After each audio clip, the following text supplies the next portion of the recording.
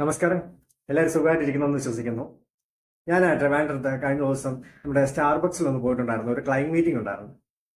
അപ്പൊ അവിടേക്ക് കയറുന്നതിന് തൊട്ട് മുമ്പായിട്ട് അവിടെ ഒരു മിനിസ്റ്ററും ഫാമിലിയും അവിടെ വന്നിട്ടുണ്ടായിരുന്നു.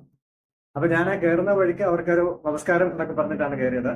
എന്നിട്ട് അവർ തിരിച്ച് എനിക്ക് നമസ്കാരം പറഞ്ഞു. എന്നിട്ട് അവർ നേരെ പോയി ഒരു കോഫി കുടിക്കാനും ബാക്കി കാര്യങ്ങൾക്കൊക്കെ ആയിട്ട് അവരൊരു ടേബിളിൽ പോയിരുന്നു.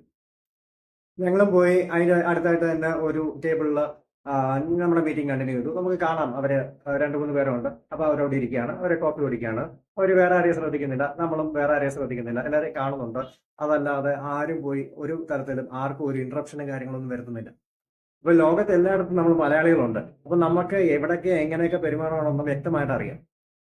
നമ്മൾ ഫുൾ ടൈം ഒക്കുപ്പൈഡ് ആയിട്ടും എൻഗേജ്ഡ് ആയിട്ട് ഇരിക്കുകയാണെന്നുണ്ടെങ്കിൽ നമുക്ക് വേറെ ആരുടെയും കാര്യത്തിൽ ഇടപെടാനോ അവരെന്ത് വിചാരിക്കും നമ്മൾ ചിന്തിക്കേണ്ട കാര്യവുമില്ല.